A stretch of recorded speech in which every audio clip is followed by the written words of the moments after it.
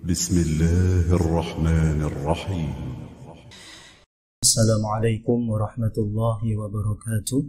إن الحمد لله نحمده ونستعينه ونستغفره ونعوذ بالله من شرور أنفسنا ومن سيئات أعمالنا. من يهد الله فلا مضل له ومن يضلله فلا هادي له. أشهد أن لا إله إلا الله وحده لا شريك له وأشهد أن محمدا عبده ورسوله. اللهم صل وسلم وبارك على نبينا محمد وعلى آله وصحبه أجمعين أما بعد. Hadirin jamaah salat subuh rahimakumullah. Alhamdulillah, puji syukur patut kita haturkan kehadirat Allah Subhanahu wa taala. Alhamdulillah, pada subuh kali ini kita bisa memanfaatkan kesehatan kita, nikmat sehat, nikmat luang untuk bisa melaksanakan salah satu kewajiban, yaitu sholat subuh, dan alhamdulillah bisa kita laksanakan secara berjamaah. Kemudian dilanjutkan dengan kuliah subuh. Mudah-mudahan waktu yang kita gunakan ini menjadi wasilah, menjadi perantara bukti ketaatan kita kepada Allah dan bernilai ibadah di sisi Allah Subhanahu wa taala. Amin.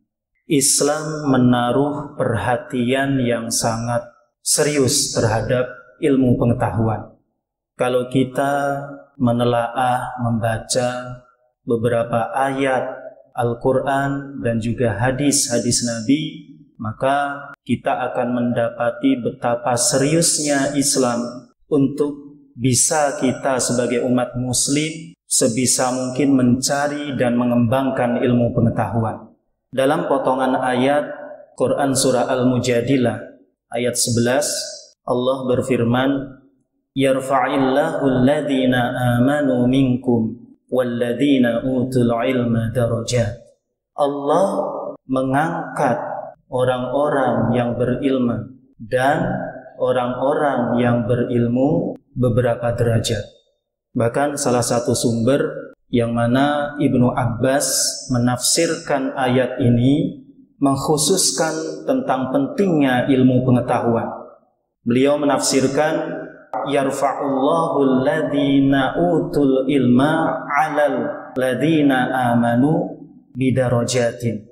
Allah akan mengangkat, akan meninggikan martabat orang-orang yang berilmu beberapa derajat dari orang-orang yang beriman.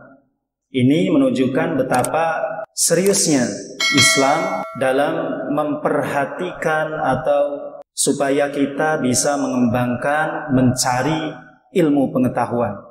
Bahkan Al-Quran juga yang merupakan wahyu, yang merupakan pedoman hidup bagi manusia, bukan hanya bagi umat Islam.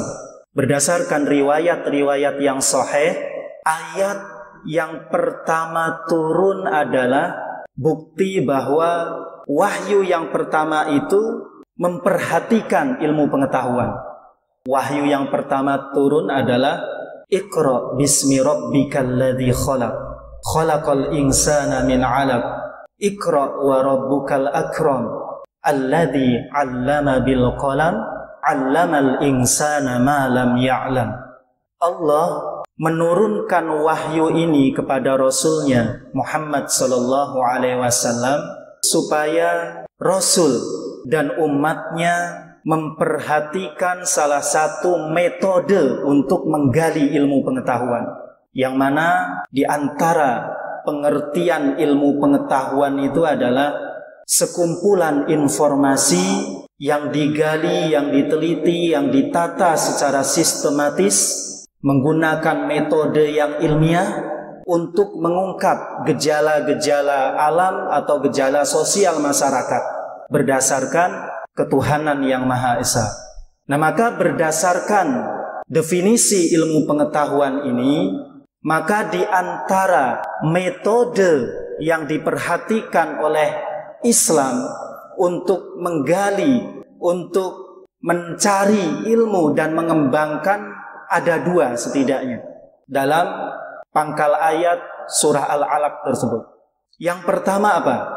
Ilmu pengetahuan itu akan bisa didapatkan tidak lain, metode yang efektif adalah dengan cara Iqra.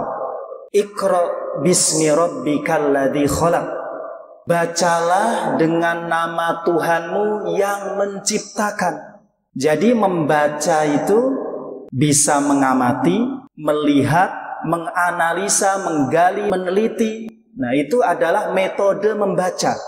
Nah, ketika kita membaca sesuatu, ketika kita meneliti sesuatu, ketika kita menganalisa sesuatu, kita terbatas, maka libatkanlah Allah di dalamnya. Ilmu pengetahuan itu kalau mengandalkan pengetahuan atau intelektual tanpa melibatkan Allah di dalamnya, nanti akan disalahgunakan. Nah, itu yang pertama metodenya. Metode untuk mencari ilmu pengetahuan adalah dengan cara membaca, meneliti, mengamati, menganalisa setiap apapun yang kita lihat, baik itu ayat-ayat qauliyah, dalam hal ini Al-Quran tentunya. Maka kewajiban kita membaca, memahami, menelaah ayat-ayat Al-Quran. Demikian juga ayat-ayat kauniyah, alam semesta ini, mengungkap gejala-gejala alam, mengungkap gejala-gejala sosial masyarakat, menggunakan metode yang ilmiah. Membaca adalah metode yang efektif untuk mendapatkan atau menggali ilmu pengetahuan. Kemudian yang kedua adalah alladzi 'allama bil qalam. Allah mengajarkan manusia dengan perantara qalam, pena. Nah, maka ini isyarat bagi kita semua, ilmu itu tidak cukup kalau hanya diletakkan dalam dada atau dihafal, namun harus ditulis supaya gagasan-gagasan ilmu pengetahuan yang telah diteliti dan telah didapatkan itu bisa didokumentasikan, dan pengetahuan itu nanti akan bisa dibaca oleh orang-orang setelah kita. Nah, maka berdasarkan wahyu yang pertama turun, Islam sudah memberikan perhatian yang sangat serius terhadap pentingnya ilmu pengetahuan dan pentingnya mengembangkan ilmu pengetahuan. Metode yang sangat efektif, metode yang ditawarkan oleh Al-Quran adalah dengan cara membaca dan juga mendokumentasikannya dengan cara menulis. Bapak Ibu jamaah rahimakumullah, begitu juga Nabi SAW sebagai seorang Rasul juga memberikan perhatian yang sangat serius terhadap ilmu pengetahuan. Nabi senantiasa mengingatkan para sahabat dan kaum muslimin dalam beberapa riwayat, ya walaupun riwayat ini secara sanadnya bermasalah, namun karena dikuatkan oleh beberapa riwayat maka nilainya adalah hasan li ghairi. Nah, maka dalil ini bisa kita pakai. Thalabul ilmi faridatun ala kulli muslimin. Menuntut, mencari ilmu itu wajib bagi kaum muslimin, pria ataupun wanita. Dalam riwayat lain, man salaka tariqan yaltamisu bihi ilman sahalallahu lahu bihi tariqan ilal jannah.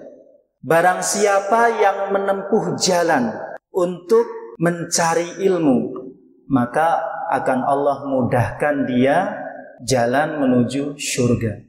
Bapak Ibu, surga itu adalah anugerah yang sangat tinggi bagi umat Muhammad dari Allah Subhanahu wa taala, simbol kebahagiaan hakiki. Nah, maka ini isyarat kalau kita ingin bahagia, tentram jiwanya, maka tidak lain tidak bukan adalah dengan cara menuntut ilmu. Nah, maka ilmu pengetahuan dan teknologi itu sangat penting sekali bagi umat Islam. Salah satunya adalah dalam rangka untuk menentukan waktu-waktu sholat, menentukan waktu kapan kita melaksanakan Shaum Ramadan, Syawal, waktu haji, dan waktu-waktu yang lainnya. Al-Quran pun mengisyaratkan itu tentang pentingnya ilmu pengetahuan itu. Maka sebagaimana kita ketahui dalam Quran surah Yunus ayat 5 itu Allah menginformasikan kepada kita ya guna untuk pandai dalam bidang ilmu pengetahuan, terkhusus tentang ilmu hitung, ilmu hisab.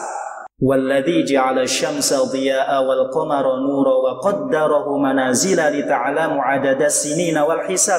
Ma khalaqallahu dzalika illa bil haqq yufassilul ayati liqaumin ya'lamun. Jadi dalam peredaran matahari itu dan juga peredaran bulan yang dia beredar pada manzilah-manzilah pada garis edarnya, maka itu bukan Allah ciptakan secara begitu saja. Itu memang sunnatullahnya sudah Allah atur. Yang itu semua bisa digunakan oleh kita berdasarkan informasi untuk menentukan bilangan waktu tahun maupun bilangan waktu. Jumlah bagaimana bilangan tahun itu, wal hisab, dan bagaimana ilmu hitung itu. Nah, maka wajib bagi kita untuk belajar ilmu hisab itu. Ilmu kepengetahuan itu salah satu cirinya adalah bermanfaat bagi manusia. Itu bermanfaat, kita bisa menentukan waktu dengan pasti secara ilmiah dan meyakinkan. Karena menggunakan metodologi yang ilmiah dalam rangka mengungkap gejala-gejala alam tersebut. Termasuk peredaran matahari dan peredaran bulan itu. Yang mana kalau dalam ibadah umat muslim itu menggunakan peredaran bulan, ya, bulan Qamariyah. Dan Ramadan itu menggunakan perhitungan bulan Qamariyah tersebut. Bahkan Allah menantang para manusia dan jin untuk bisa melintasi penjuru langit dan bumi ini. Ya ma'syarul jinni wal insi in istata'tum an tanfudu min aqtaris samawati wal ardi fanfudu la tanfuduna illa bisultan. Wahai sekalian jin dan manusia, jika kalian mampu melintasi langit dan bumi ini, maka fanfudu, lakukanlah.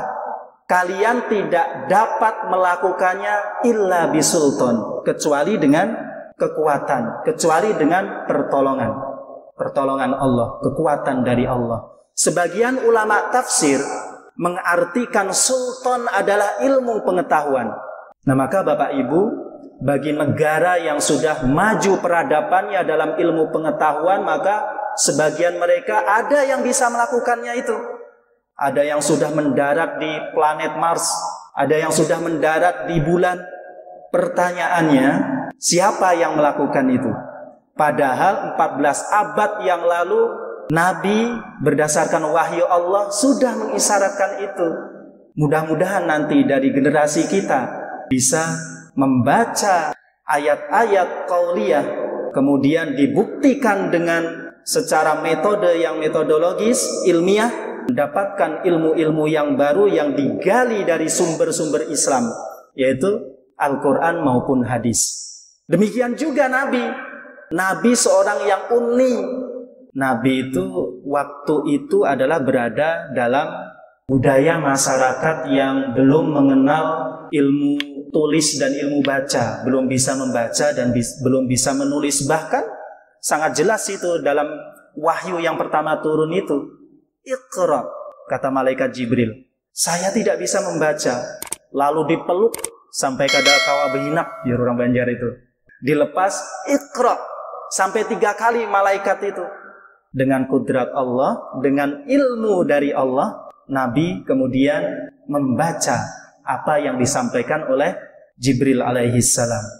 Nah, maka Nabi seseorang yang hidup di lingkungan masyarakat yang pada waktu itu peradabannya masih belum begitu maju, khususnya tentang ilmu baca dan ilmu tulis. Tapi Nabi memberikan perhatian yang sangat serius terhadap perkembangan ilmu pengetahuan itu, termasuk praktek-praktek yang dilakukan Nabi. Salah satunya adalah laula an asyqa ala ummati la amartukum bisiwakin inda kulli shalah. Seandainya tidak memberatkan umatku, maka akan aku suruh untuk bersiwak, membersihkan gigi ketika menghadiri sholat. Nah, maka alat yang digunakan untuk Nabi bersiwak itu apa? Kayu arak, ranting atau akarnya.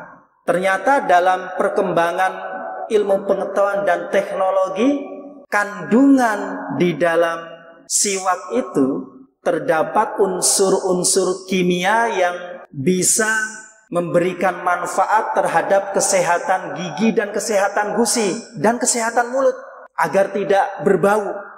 Bahkan ada yang sudah ada pasta gigi yang bahan bakunya diantaranya adalah pohon siwak itu.